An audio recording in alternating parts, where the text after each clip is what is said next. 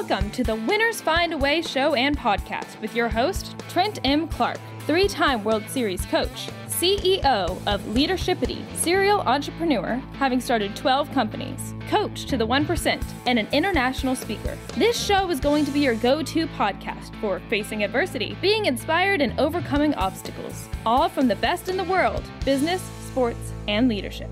Hate the crappy ingredients in many beverages and energy drinks? Rebellious Infusions are the go-to functional beverage. They have 5 or fewer plant-based organic ingredients, no sugar, no calories, loaded with antioxidants to boost your immune system, and L-theanine for brain health. Rebellious Infusions are available at drinkrebellious.com. Rethink your drink. For 10% off of your next purchase, use the code 99999. Hello, welcome to the Winners Find a Way show. I am your host, Trent Clark, CEO of Leadershipity and also AIM NIL Academy, where we teach all these young athletes how to be entrepreneurs. Most people know me because I spent 13 years in professional baseball coaching in 3 World Series. And today on the show, I got special guest, Lisa Brooking. Shout out, Lisa. What's up? Hi, Trent. Thanks for having me. I'm so glad you're here. You know, anytime there's an Ontario girl, like I want you in the studio talking shop because you're a world beater. I mean, you got a lot going on. And as the CEO of Healthcode Medical, you have just been in care of people for a long time. We want to get to know you a little bit better. But first, tell people where they can find you if they're looking for you, Lisa. Yes. So if you're interested in Healthcode Medical, we can be reached at healthcodemedical.ca. And then as for connecting with me, Lisa Brooking on LinkedIn. Yeah, perfect. Yes. Great profile there. All right, Lisa, let's get into your now CEO of Healthcode Medical, have a master's in nursing and leadership, went to education first in Windsor. Big shout out to the Windsor for D-Town. You know, in Windsor, we love, you know, it's Michiganders. We love Windsor. I was just in Detroit last week. And so you did undergrad nursing there, served as a nurse for a long time. Now, I want to get into this. What, you know, a lot of people already probably know about Lisa Brooking is you are a national runner and you have competed at a very high level, including winning the Open at the 2022 half marathon in Miami. So, I mean, this is often a young person's game. I think most people, when I say winning the half marathon at Miami, you look 21, but you know, like you are not 21 anymore. And like, that is no joke. You were a pretty skilled runner and then went away from it and come back to. Talk to us through that story about how you came back to running and made the Canadian national team. Thanks, Trent. Thank you for that wonderful introduction. Yes, I've had the great privilege of running cross country and track at Windsor University during my undergraduate degree, moved out west to beautiful Vancouver, started my nursing career. I got into critical care ICU nursing at a level 1 trauma center, and I did still keep up my running, but it wasn't at the same level, just given my focus on my career and all things with becoming a novice nurse. And then years later, went back to school, about 4 years later, going back to school to do my master's degree and had some eligibility left. So those injuries in undergrad that gave me that eligibility, I was still able to cash that in. Had an extraordinary opportunity to run for Trinity University just outside of Vancouver on their track and cross country team. Getting back into that organized sport and team, it was so rewarding. And we had some great success for the university. And it also translated into me making the national team. So as a senior woman in my mid to late 20s, making my first national team was so unexpected. I went back to university for a degree and then was excited to be able to also run and did not expect that to happen. And so it's been a very rewarding experience to represent my country. Let's talk quickly about that because I know athletics looked different for me at 21 years old than it did at 27. And one of those reasons was I felt like at 21, I had just been on the field forever. I was always beat up. I was always in the training room, always injured. I think I had like 3 surgeries before I was 21. And I was like, man, then when I got like healthier and I actually learned how to take a step back, learned to put my body down maybe because maybe I was running too hard, right? And rest and recuperate and eat better and all the things holistically, it looked very different at like 27, 28 for me. Likewise, as a mature athlete, you're taking what you've learned along the way and applying it, and then sharing that with those girls that are younger than me to say, actually, you do need your rest. You do need to hydrate. Prehab is important. You can't just put your runners on and get out the door. You need to warm up. You need to stretch. And so I entered the sport relatively late in life, mid-high school. So because of that, I think I still have a few years left in me, or miles left in me. I certainly have that grit and that drive. Yeah, running for the national team for about 4 or 5 Pan Ams and 1 World Championship, and then was grateful to be sponsored by Saucony over that 6-year period, Saucony Canada. And then that actually has translated onto the roads. So now I'm loving wherever my work takes me. If there is a road race in town, I am signing up, and I jump in and often don't know the course and what's happening, but it is so fun and I'm just embracing it. Yeah. And out in Vancouver, I mean, there's really not a more gorgeous place in the country to run, right? I mean, it's just fabulous. And plus you could take a little hike up north, about an hour and a half or a couple hours up to Whistler and get some altitude. And it's just amazing grounds out there. I love the island too, by the way. Vancouver Island's fabulous. And that's always flat, but pretty nice run out there too. Beautiful. So you've gone to Aspen for altitude training. So you've done a lot of things now at this time and take a much more holistic approach about how you're doing it. Is that fair? For sure. I had the opportunity to go to Aspen. I had never been at altitude before. First time to also to Colorado. And I thought, well, how will my body respond?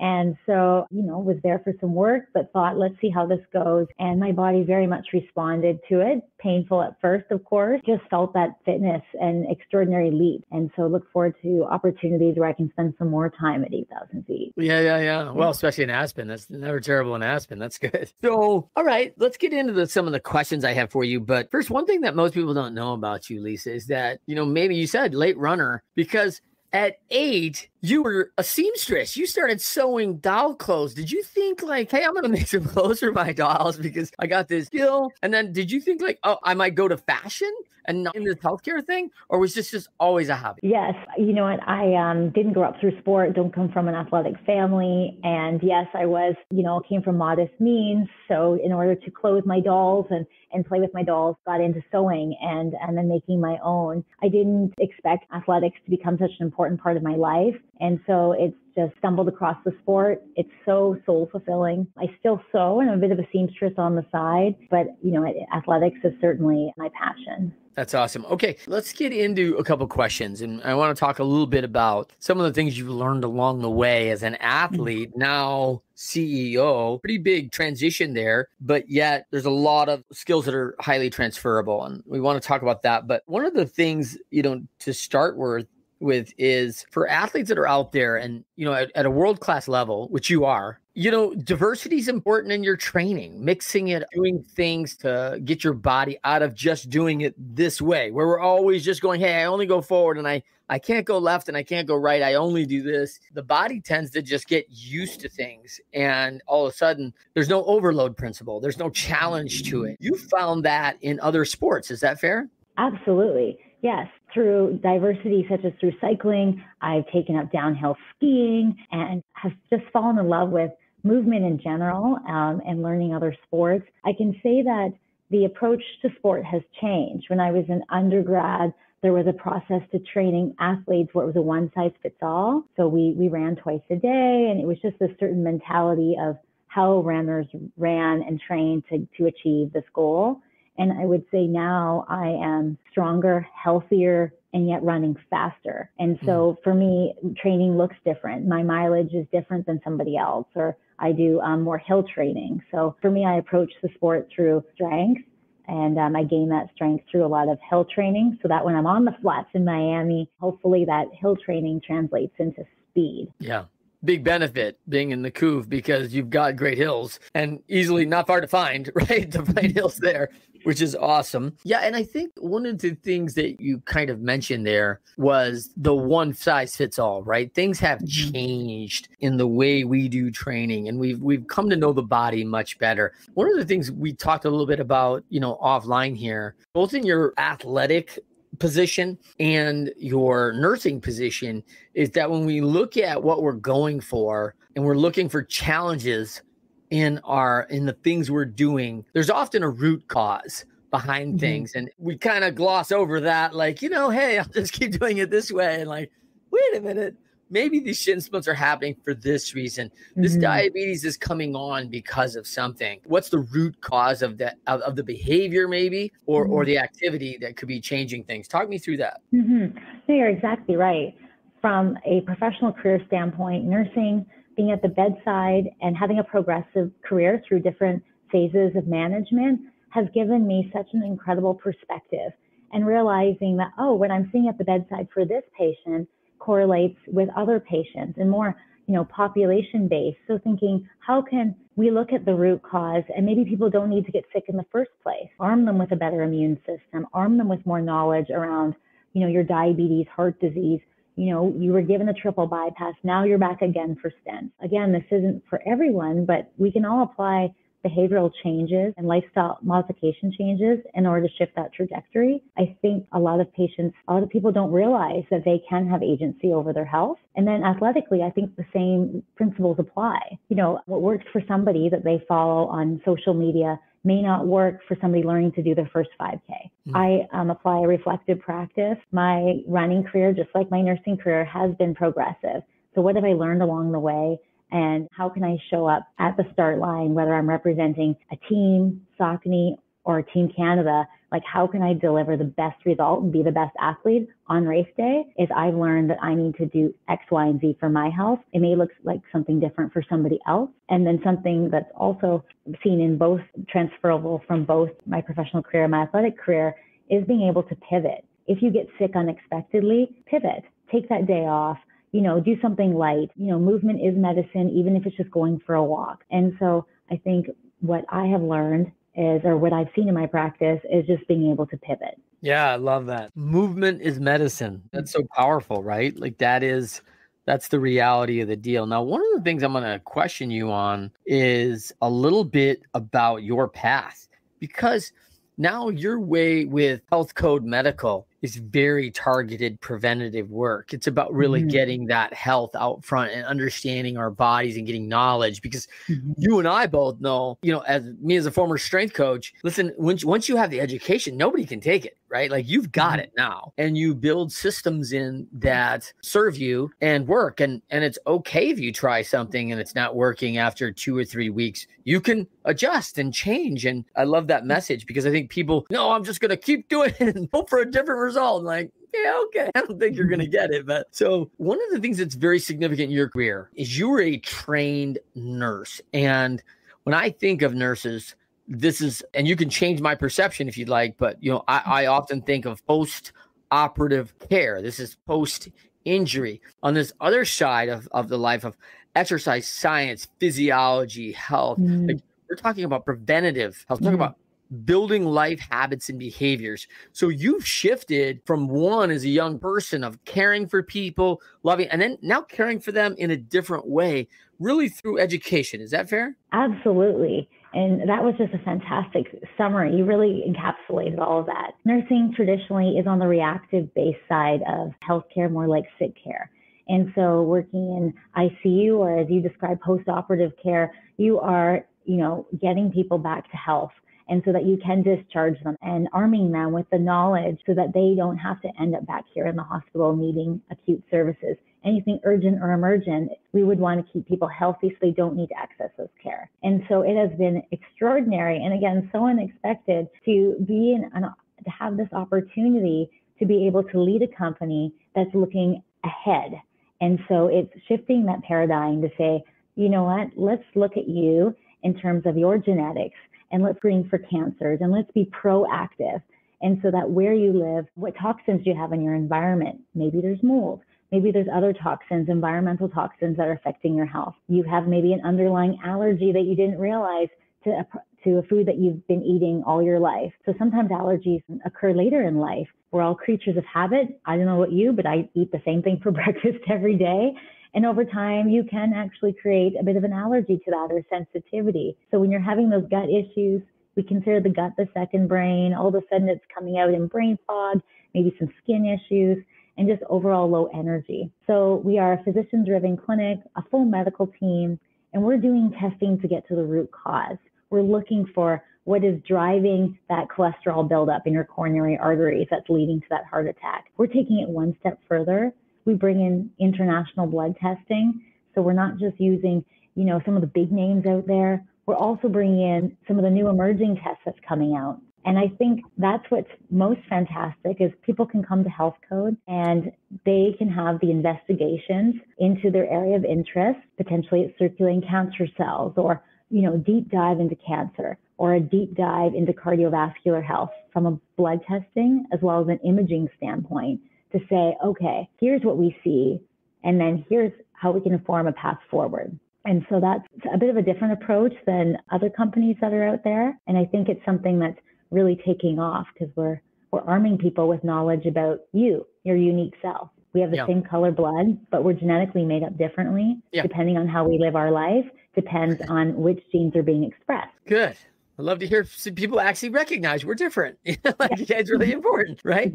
And especially in the medical community. So one of the things that is what probably most people don't know about people like you and I, Lisa, is that we're sad sitting alongside a person who's had 25 years of just damage to their body. Because we know, hey, if you'd have got this education and maybe the discipline, right, too, because, you can have the education, not do the work, right? But, it's one of the big challenges is that a lot of things as you're sitting in as a nurse, as you're sitting in caring for a friend whose health is really diminished, a lot of it is preventable. Like 90% is just preventable, right? And maybe more than that. But it's significant and it's frustrating for people. And I'm just going to speak for me. It's frustrating for me. I get saddened by it. I get a little bit depressed because I just think wow, things could have been different. And choices matter. It's hard to sit by and go. And I think what I'd love to kind of pivot here to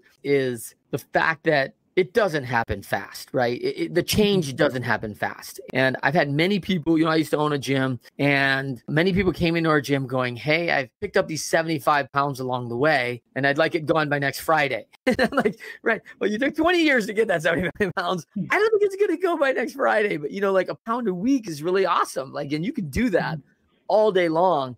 And 75 weeks, it's barely over a year. You're going to be back to yourself, but it's the daily habits that matter. Talk to me about what you've learned from that, going from that post to pre now.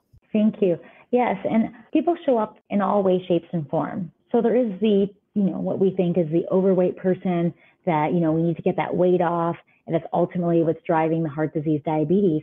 But there's also people that are slender in nature, but have low energy. And so that is in and of itself a struggle for them to live their best life and to show up, to do their job, to be a good community member, to be a good family member, is to have that energy, that awareness, that engagement. And so health is so many different things. And yes, there's physical health, but there's also mental health and overall energy and spirit. So what we do is getting to that root cause can say, oh, this is actually driving that low energy. It breaks my heart to hear people say, oh, before, having 3 kids, I used to be this athlete, but now I just have no energy. My kids have grown up. They're now moved on. And I said, well, let's get you back. What did you do before? Describe to me the athlete you were. Yeah. And I love having these conversations because from a woman's perspective, maybe now they're going through menopause and they thought, wow, I'm dealing with all these symptoms. And now you want me to become the athlete I used to be in my 20s?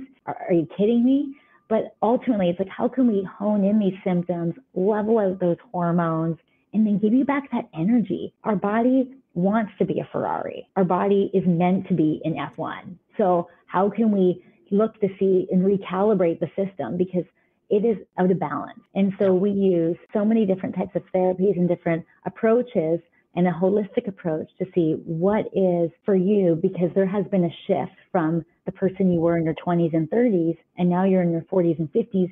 You used to play hockey, used to do all this, and now you can barely get your workday done. So how do we give our society that energy, that zest for life, that's ultimately going to give them the, yes, I want to work out. I want to take the dog for the extra walk. I'm going to take my kids for a hike. That to me mobilizes a society. And then with that, you want to eat healthier because you're moving and then you want to eat healthy. So it all goes hand in hand. What I've learned throughout my nursing career if you arm people with the knowledge, really, I didn't realize X is connected to Y. So it is, if a woman's struggling to get pregnant and people think, oh, stress, stress, stress. Well, there's a blood test, cortisone, that tests your levels of stress. So what I'd love to do is educate people on, while we say we need to hone in your stress levels to help you achieve your goal, athletically, personally, family planning, there are blood tests and indicators to show where you're off balance so that you can track those trends. And so we do the uncovery stage,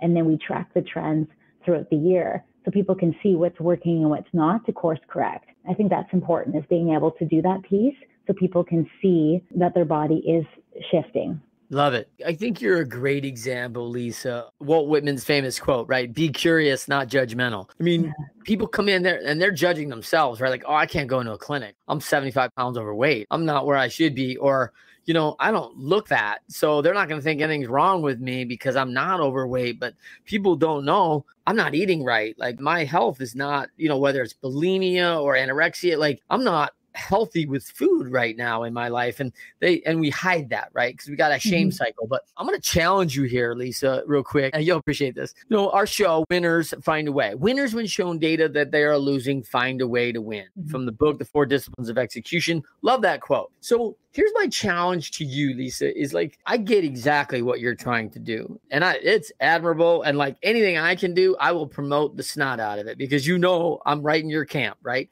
But you are fighting a losing game. I mean, everyone has a pill to fix everything. Everyone's like, oh, don't feel good. Like, hey, take an energy drink that has enough chemical intake to probably kill a small horse, right? And we're like, whoa, what are you drinking?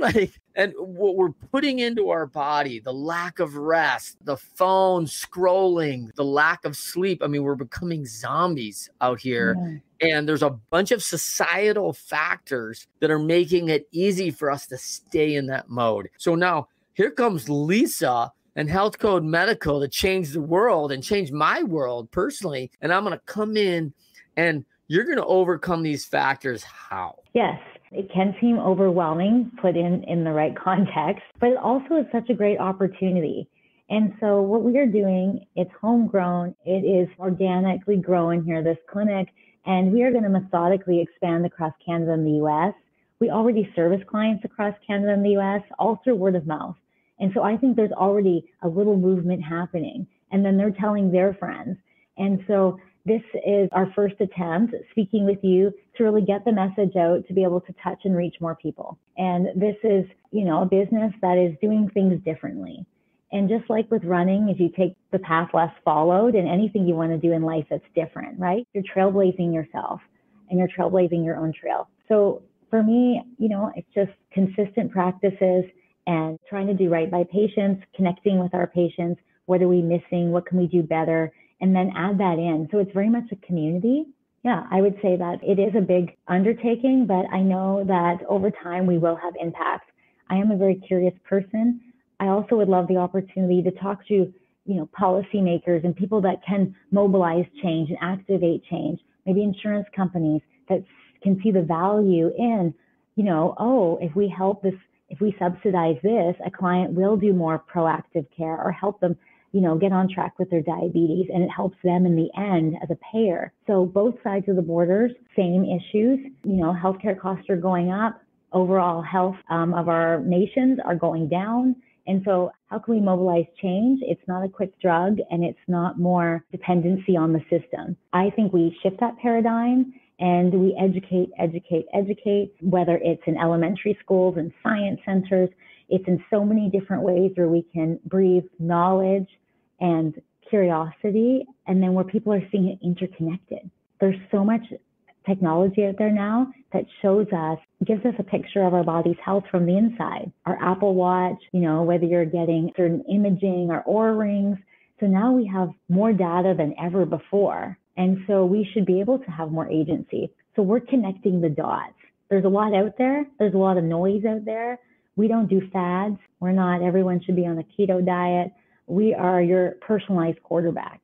So we're taking out the noise of healthcare and sick care and saying, with you, based on what we're seeing in this blood testing, imaging, assessment, we're seeing in your goals, this is what you should do to help shift that trajectory. And this is how we're going to track it over time. And we have a whole team to help you. And then have that sustainable change to last for a lifetime. Yeah, I think that's awesome. I think one of the things that we both agree on is that the fundamentals of health have not changed. Movement, exercise, eating well, the good foods, obviously from organic, healthy diets that what we're putting in our bodies is really important. The education not be beat. And I think getting it out there is going to be crucial. One of the things that, to expound on the human body is I saw this study that said if we were to recreate and rebuild the human body, which is an amazing mechanism, right? Like it's incredible, right? Especially our body to heal, like that's crazy. And fight off infection, like that's the most powerful being in the world right there. And so, if you were to recreate the systems, it would cost over $500 million to rebuild today, if not more. So when I ask an individual, hey, are you responsible at work for $500 million of assets? Like there are very few people in US and Canada that are responsible for those level of assets. That is a lot of money and responsibility. We certainly have these 1% of CEOs and founders of these companies and public companies, and they have that responsibility, but it's a very small portion. But every one of us is responsible for our body. And I think shifting that personal responsibility will be a huge, a huge movement to get people to understand like, hey, you got this and you control this and we can guide and help you along the way. But ultimately, this is up to you. This is your body. And I think that's going to be so powerful. I want to kind of shift here to two things that I want to finish. Well, three things really. I want to finish with being reflective about what's happened, kind of reviewing the tapes, Lisa. Like, what am I doing? And how do you think people should be doing that today? How do you think they should be going out and reflecting on things that are happening, things in their health? Well, we don't wait until something breaks down with our vehicle until we take it to the shop. Some people do, but some people do preventative maintenance. Our bodies are incredible. They're always changing according to our blood pressures adapting. We adapt according to the temperature, stress. So we're nothing static in our body. And because we are given the gift of this extraordinary body, we need to take good care of it. And then we can show up and be our best self. And so for me, it's like if I can role model this way forward and maybe inspire people to say, you know what, this isn't impossible. This is actually possible because my body is a machine and I try my best to eat healthy. We all have our days and our vices where we're not so healthy, but we know that that is just one off and that's not a consistent piece. And then being able to, inspire a way forward to hopefully create a good movement. So I'd love to see people have agency over their health and take ownership of their health, not want somebody else to take ownership of their health. Their family doctor, it's not their job. It's nobody's job but yourself. And so if you want to show up for your family, your community, at your workplace as your best self and not, emotionally unstable, energy unstable, all of this, people think, oh, that's just me. But potentially there is actually something driving that instability because our body wants to be in homeostasis. And one thing I've learned through reflective practice is, okay, why did I race well on this day and not this day? Or why was these night shifts harder? Well, maybe I didn't fuel properly before the night shift. And so learning about myself along the way has certainly helped me been able to translate that into leading a company. Yeah. And you felt this, right? Like you felt like as a 2022 winner at Miami in the half marathon, you come back a year later, run 2 minutes faster and finish third. Right. Like this is that's part of the deal, right? Like this is racing, baby. Yeah. And so hey, it depends on the competition that shows up. And you know what? Hats off, like tip your cap to somebody who shows up and beats you, like who can run 2.5 minutes faster. Totally. I show up at that start line. I'm so grateful to be at the front, still in the game, right? I'm in the game still. I'm in the elite field, feeling great. But what did it take for all these other women to show up? Maybe their kids kept them up all night. They didn't sleep well. What adversities did the other women have to do to show up and be their best day? Maybe there's a pro athlete there that has a lingering injury. We all show up under different circumstances, but we toe that line united with the spirit of a joy for sport. And for me, when that gun goes off and the humidity is Miami and just a totally different climate, I should have arrived earlier, but I'm in race mode. I'm not thinking about anything else. I'm very focused, and that is evident in all aspects of my life. What I'm doing at that time, I am focused. When I'm doing my work, I'm not scrolling and not listening. I'm very engaged. So with racing, I am engaged every step, every movement, every mile marker. I'm pushing the girls, they're pushing me, and just extraordinary sportsmanship. I don't know if I would have pushed myself over 2 minutes faster if I hadn't have had those incredible women. The woman who won from Kenya, the second woman from Ukraine. She's holding a lot with her, running with pride, representing her country. Yeah. And we all run with a different purpose, but we're so united through sport. And sport to me has just been so fulfilling, finding it organically.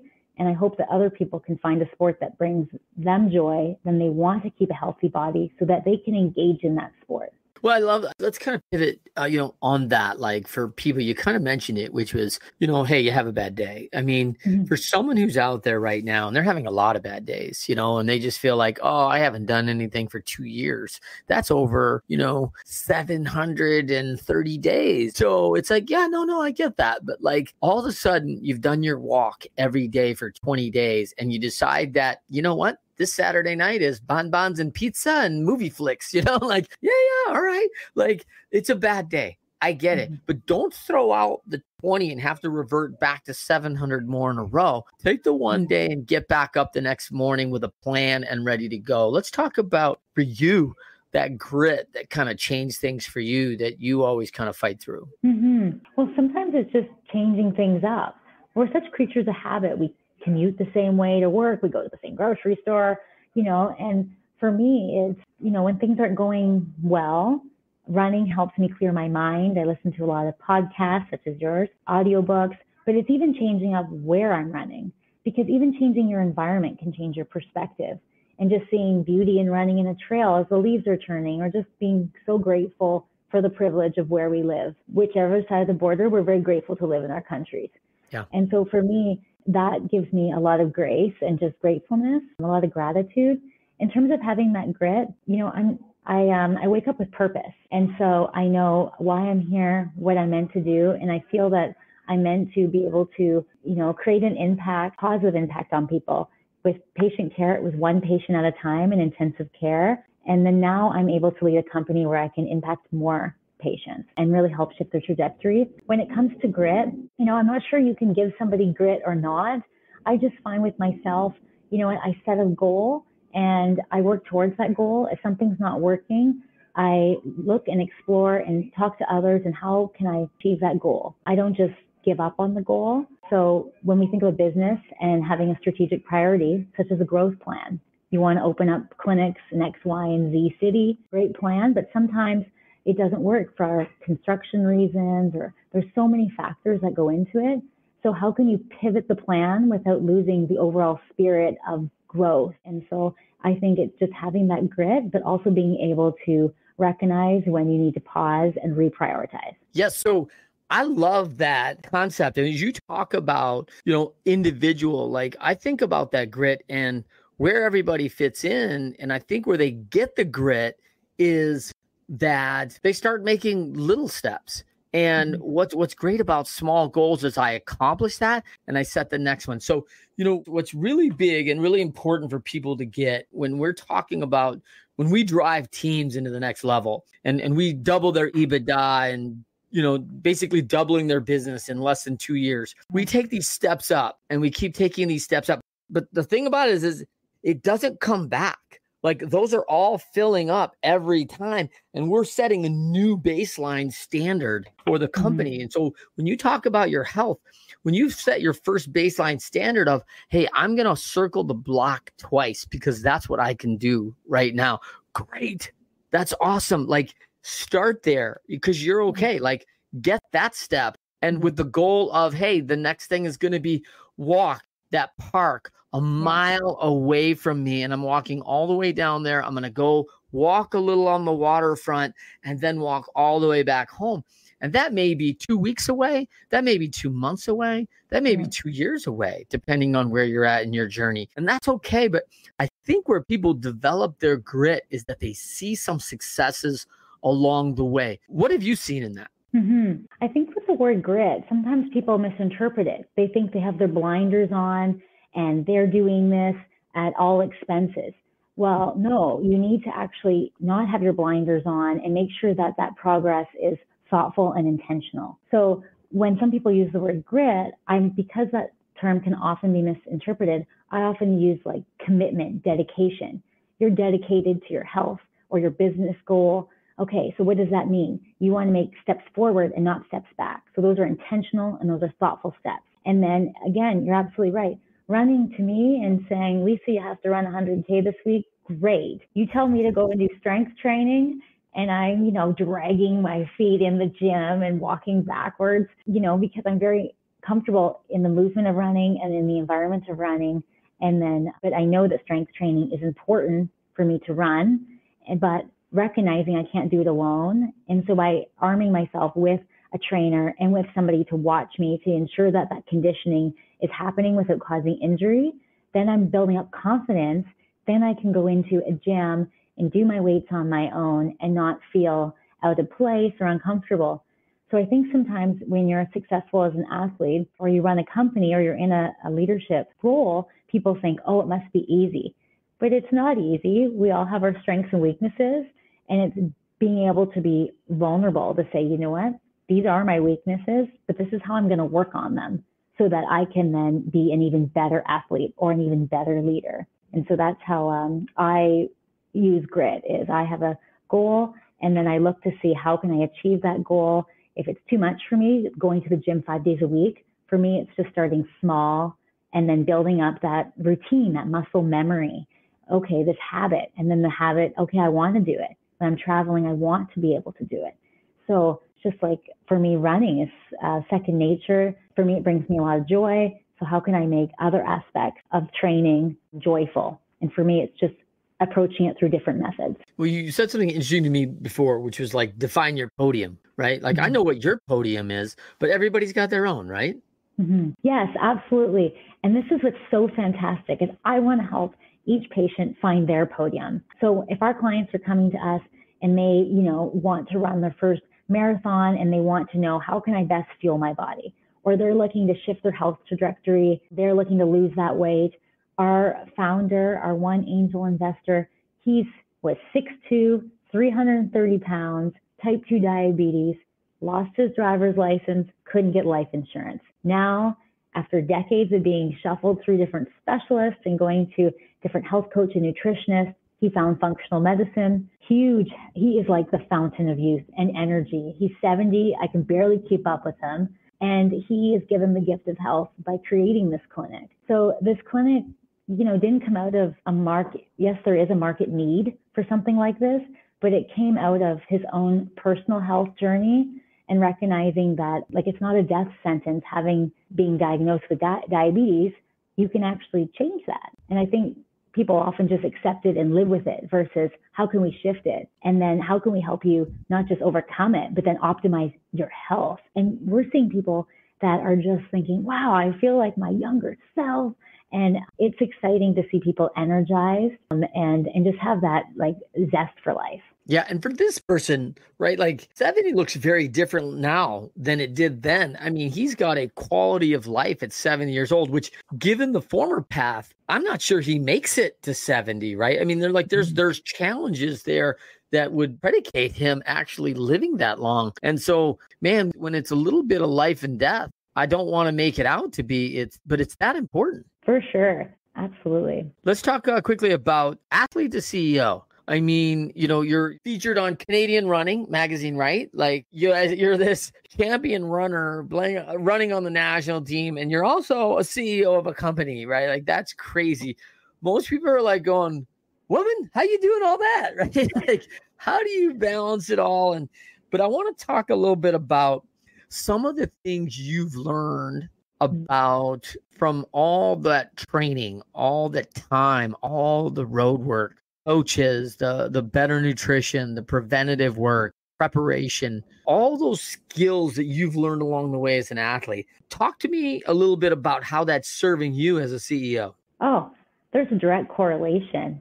And I wish I knew this beforehand, and I didn't. And I think that is what has been eye-opening for me. Progressing in my leadership journey has been through this reflective practice, curiosity, connecting with the patients and people that I serve. And then as going up through the organization and ranks and holding different positions, it's never forgetting where I came from and having that boots on the ground perspective. So, going through the hospital, walking through the hospital, connecting with patients, observing flow, I'm very much somebody that learns through experiencing. So if I experience something, I won't forget it, but also I take away a lot of learnings come from that. So World Championships was in Kampala, Uganda, and Athletics Canada was so grateful to allow me to go visit the hospital and the AIDS Society. And for me, it was, this opportunity to run on African soil, which is the breeding ground of the most incredible runners in the world. Yeah. But then also, not apply judgment to what I assume their healthcare system's like, but actually go and see it and experience it. And there's so many things to celebrate. I had a translator with this nurse that spoke Swahili, and she had such pride in the work that she does.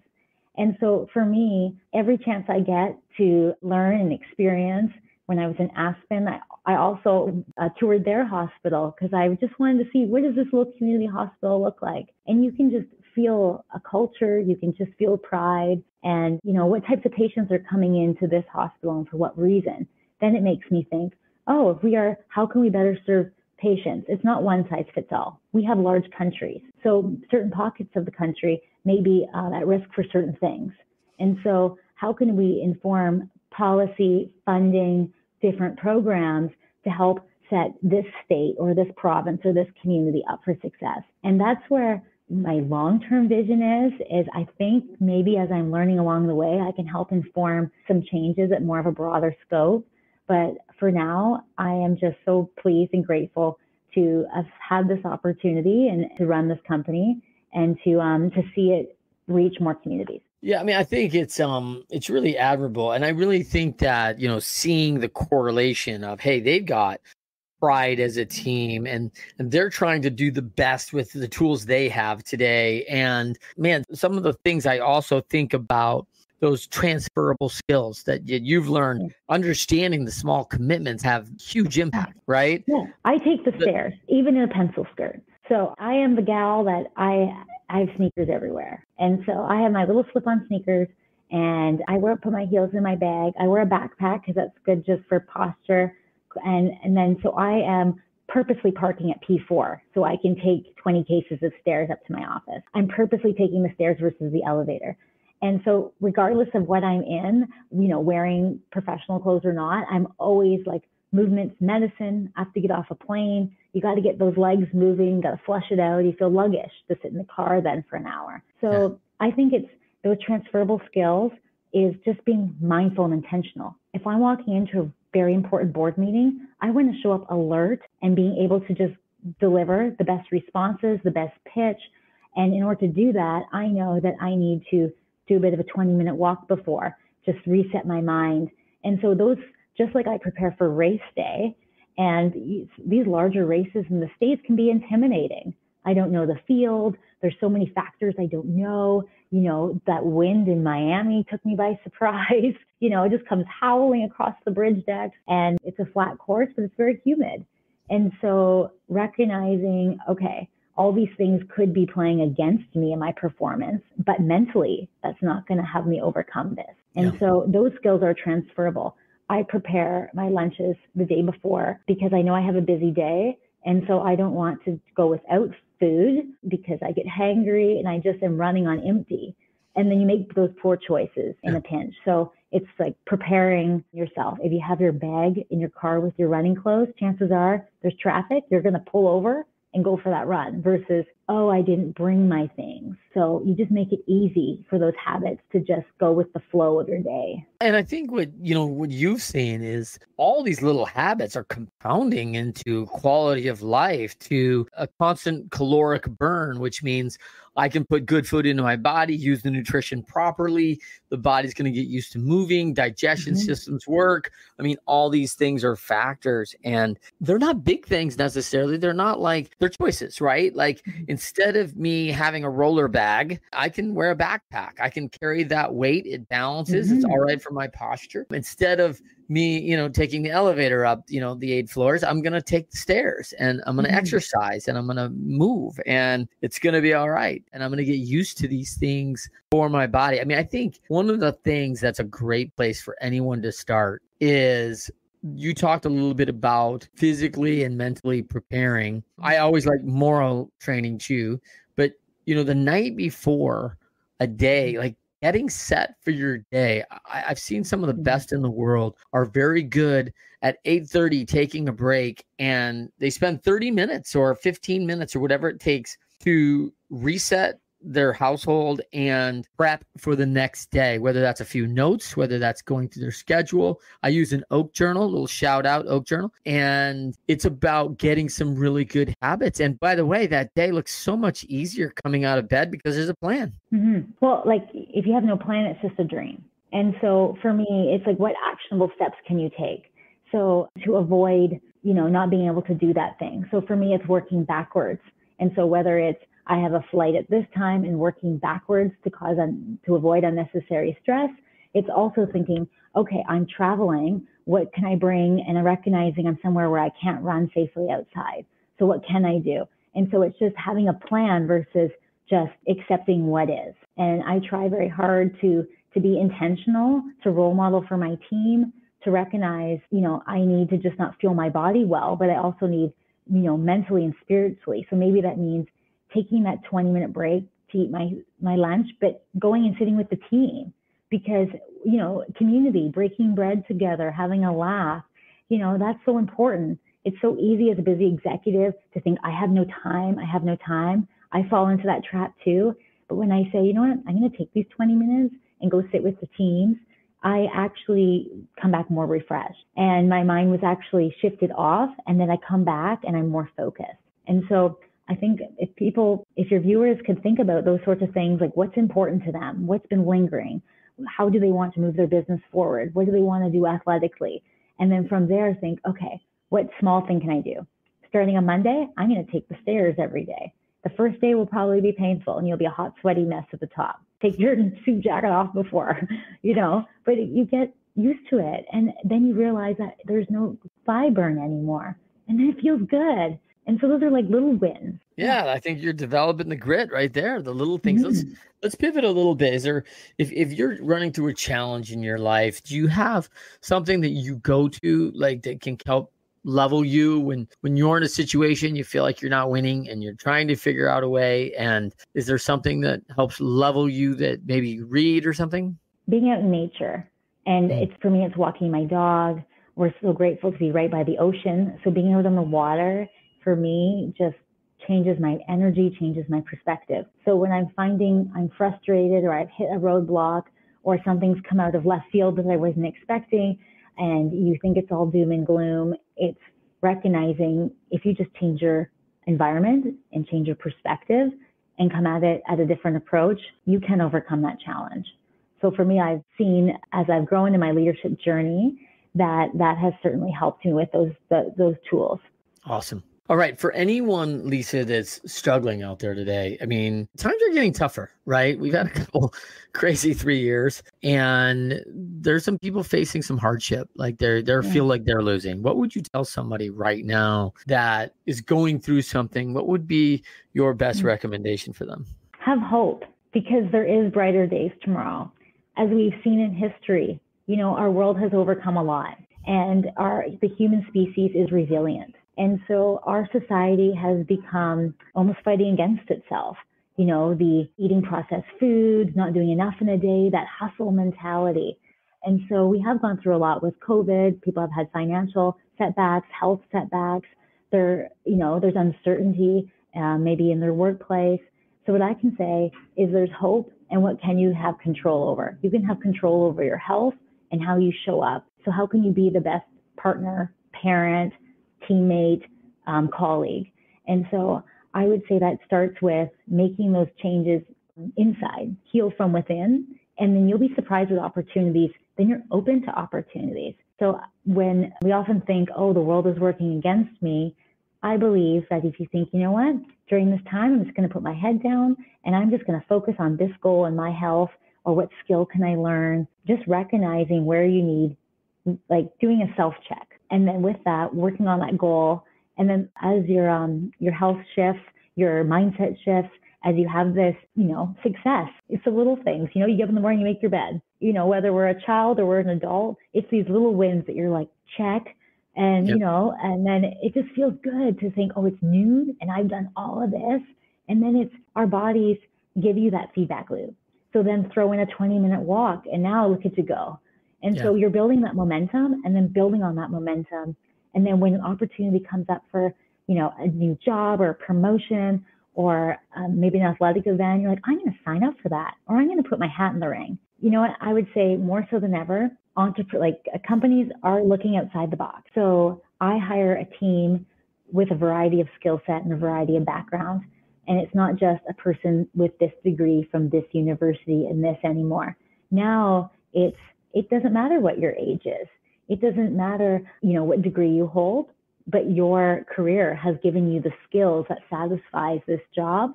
And I love that you're over 60 because, man, you have a great work ethic and you have so much that you could share with the team members that are younger. Love it. All right. For everybody, thank you to Lisa Brooking for joining us on the Winners Find a Way show. I'm always excited to bring the 1%. We work hard to find people that will deliver content. Lisa's no different. So excited about movement as medicine, looking at the holistic self, reflecting, thinking about my own grit, thinking about the transferable skills that I learn in these sports and things that I learn along the way that are helping me in my career.